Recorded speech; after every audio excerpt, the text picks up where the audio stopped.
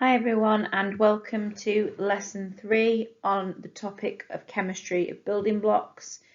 To complete today's lesson you will need a pen and some paper, so if you do not have them in front of you, please pause the video and go and fetch them now. So the first part of today's lesson is on oxidation. And the challenge for today's lesson is to state the results of oxidation reactions, and the aspire is to explain how salts can be made using evaporation. So the starter for today's lesson is number 1, what do you think the term oxidation means? So please write down your ideas. And then secondly, magnesium and oxygen are elements. They exist on the periodic table. So when magnesium and oxygen react together, what do you think is formed? So I'm going to give you 2 minutes to write down your ideas. Off you go.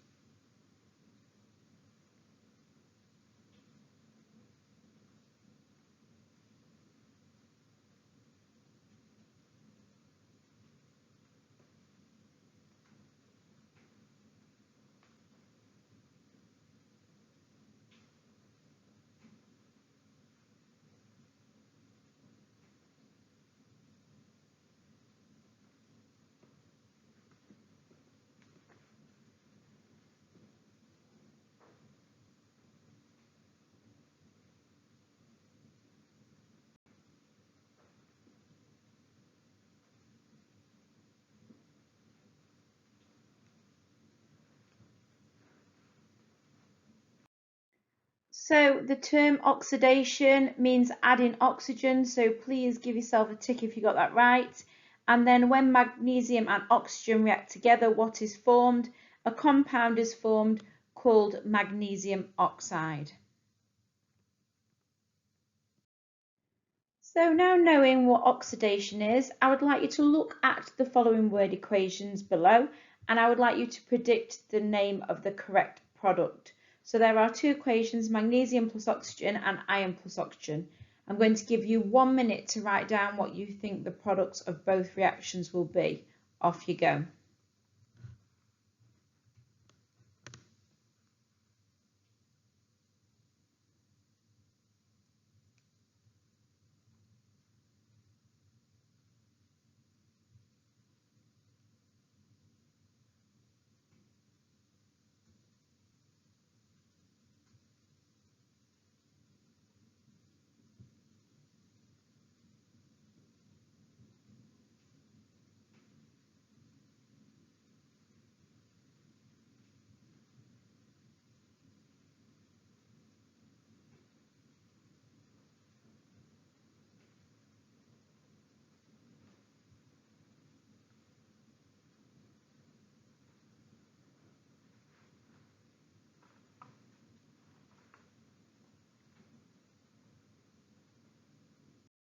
So the answers that you should have: when magnesium reacts with oxygen, it forms a compound called magnesium oxide, and when iron reacts with oxygen, it forms a compound called iron oxide. Okay, so there's an experiment that we can do to show an oxidation reaction.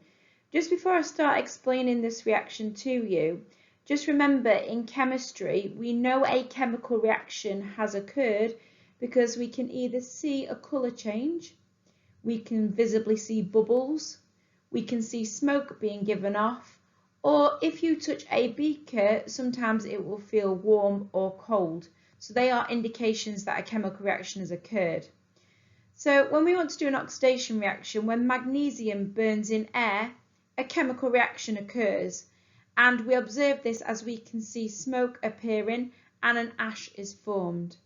And the ash that's formed in this reaction is the ash of magnesium oxide. The smoke then usually goes into the air. Now, a lot in science, when we carry out experiments or we want to carry out an experiment, we like to make a prediction on what will happen based upon our knowledge of science. So when the magnesium is heated in this reaction and it reacts with oxygen, there are three possible things that could happen to the mass.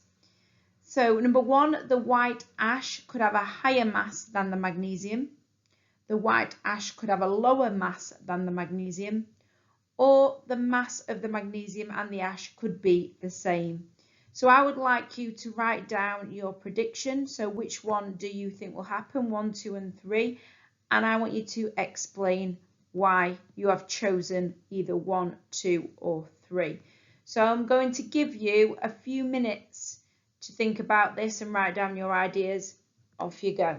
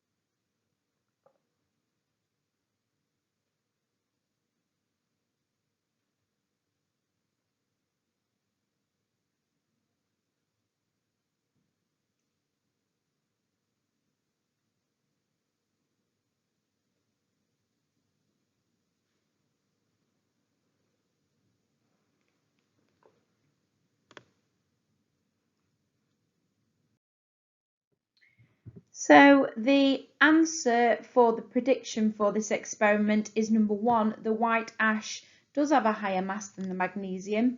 And this is because in the reaction, the magnesium reacts with oxygen in the air. So oxygen is adding to the magnesium that's already there, so the mass will increase when the product of magnesium oxide forms. So the method to carry out this experiment, the first thing that we need to do is get a crucible and a lid, and you can see that in the diagram on the top right hand corner. So we weigh this to find the mass and then record the mass of them both together. And then we find the mass of the crucible and the magnesium in the lid. So put the magnesium inside the crucible with the lid and record the mass again. Then we leave the lid off and we heat the crucible with a strong blue Bunsen flame. And when the magnesium starts to glow, use the tongs to put the lid onto the crucible. And then about every 10 seconds, using the tongs, lift up the lid to let some air in. And then when the reaction's complete and you see the ash formed, you find the mass of the crucible, the ash and the lid, and then you record the final mass of the ash.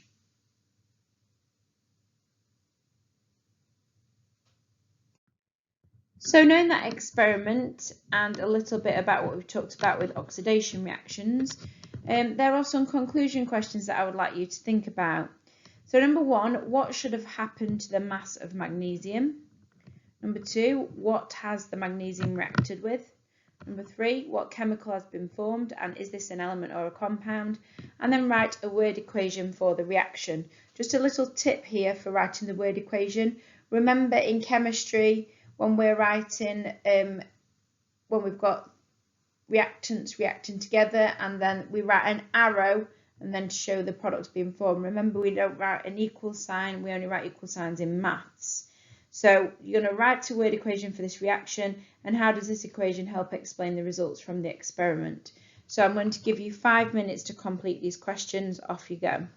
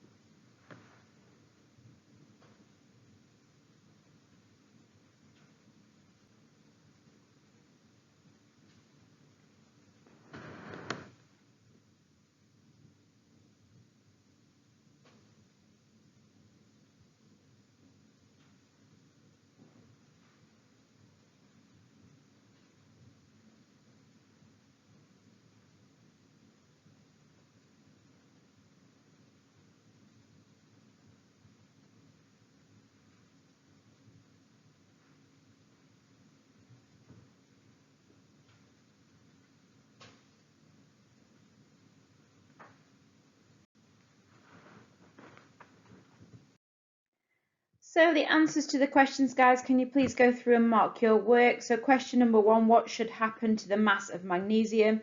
So the mass of magnesium should increase. What has the magnesium reacted with? It's reacted with the oxygen that is present in the air. What chemical has been formed? Is this an element or a compound?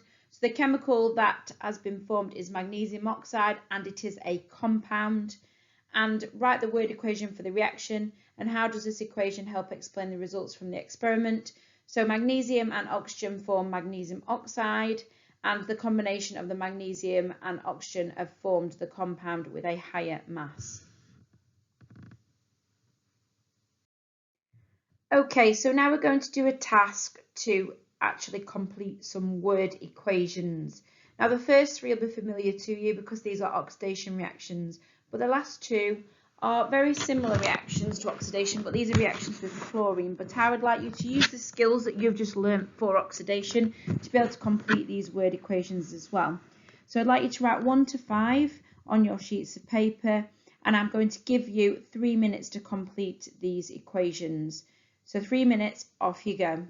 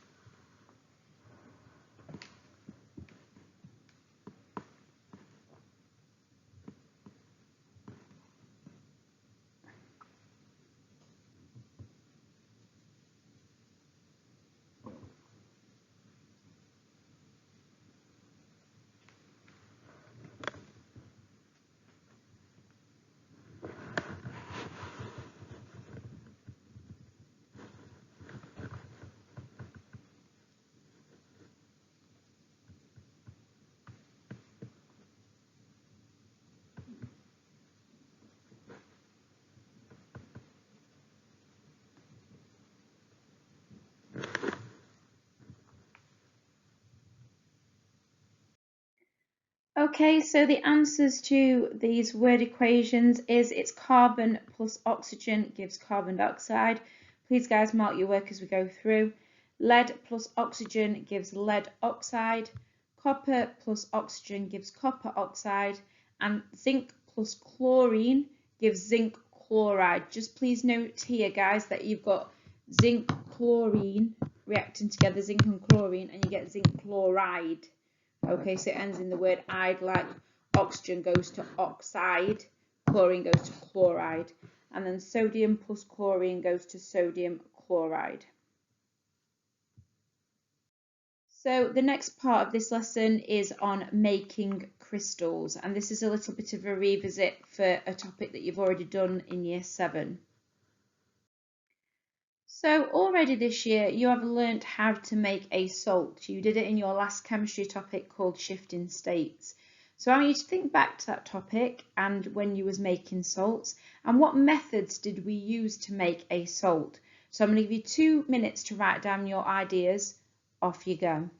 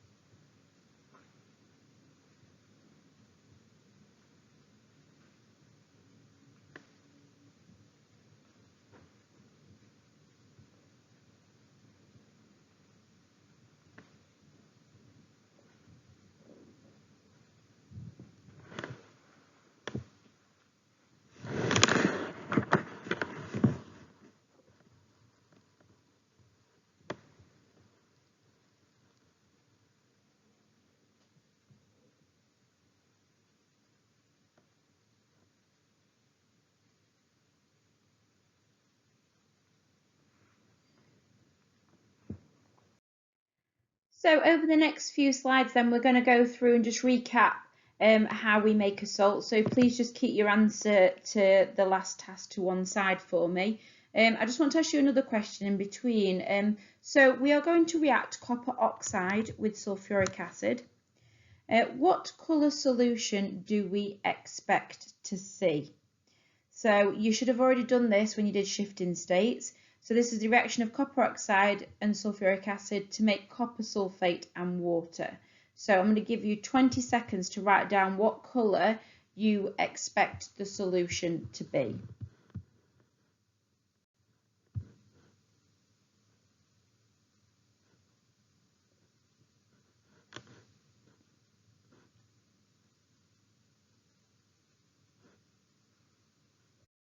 So hopefully you've all written down that the colour of copper sulfate solution is blue. So I'm now going to go through with you how to make a salt. So hopefully you've got some of these ideas written down. So we add copper oxide to the sulfuric acid and we stir it using a glass rod. We continue to add copper oxide until no more will dissolve, and you'll know at that point because the black copper oxide will just sit in the bottom of the beaker. So what we need then to do is to filter the copper sulfate solution to remove any excess copper oxide, and once it's been filtered you get this lovely blue solution that you see that just contains copper sulfate. Now what we need to then do is we need to obtain the copper sulfate crystals from the solution, and to do that obviously we need to evaporate the actual liquid part out of the beaker. So I'm just going to remind you about evaporation on the next slide.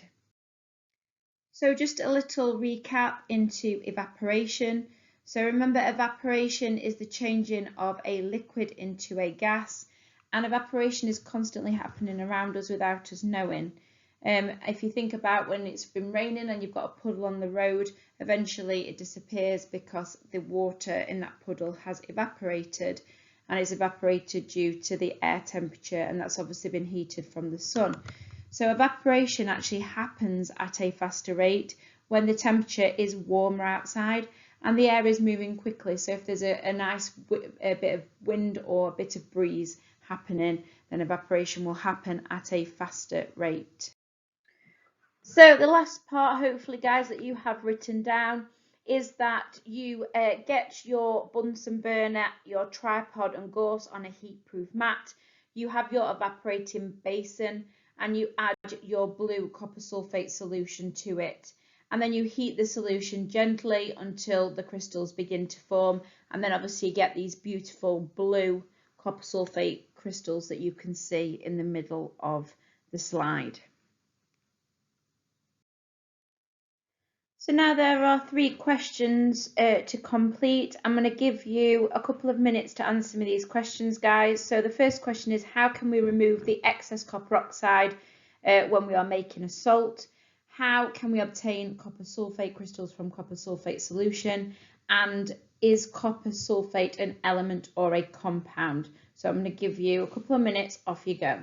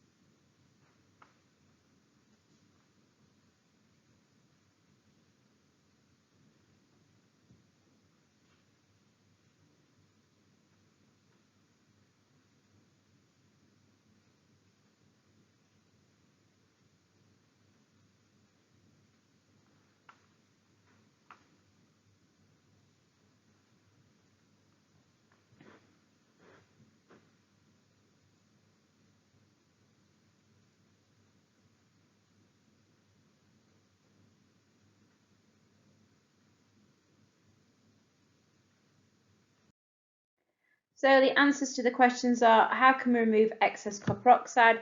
We can filter it. How can we obtain copper sulfate crystals from copper sulfate solution? We can evaporate it. And is copper sulfate an element or a compound? It is a compound. So in this experiment that we have just done, there are obviously risks associated with it. Now, if you think about it, we're using a Bunsen burner, we're using acids. So all of the things that you can think about, I'd like you to write them down for me, and also think about how then we can reduce the risks, not forgetting also that we're using glassware. So I'm going to give you 3 minutes to write down what are the risks associated with the practical and how then you can reduce them. Off you go.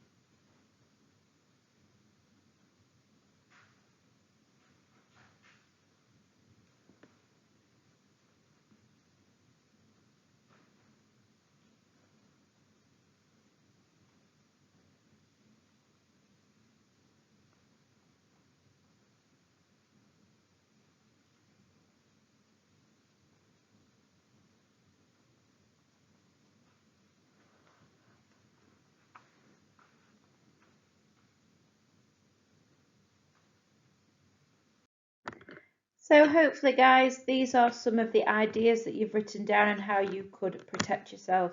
So some of the equipment will be hot because you're heating it, so obviously you could burn yourself, so you need to ensure that it is cool before you touch it. The Bunsen burner, again, you could burn yourself, so ensure that the Bunsen burner is on a safety flame when it's not heating the solution, and take care not to burn yourself. The copper sulfate solution may spit, so this could damage eyes and skin. You should always wear then your goggles when you're carrying out an experiment. And the sulfuric acid is corrosive and it could damage skin and clothes, so you need to make sure that you wear eye protection and gloves if available. Also, you are using glassware, so be careful with it. Make sure that you keep it well on a bench so that it doesn't fall off and able to break, and then obviously it reduces the risk of you cutting yourself. So last thing to do today then is to make summary notes on today's lesson. I'm going to give you 5 minutes to do this. So oxidation reactions involve addition of oxygen. Magnesium and oxygen form magnesium oxide. To make copper sulfate crystals, you will react copper oxide and sulfuric acid together. You need to filter out any excess unreacted copper oxide. The blue copper sulfate solution should then be heated gently using a Bunsen burner to evaporate, and blue copper sulfate crystals will form in the evaporating basin. If you need any more time than 5 minutes, please pause the video until you've completed your notes.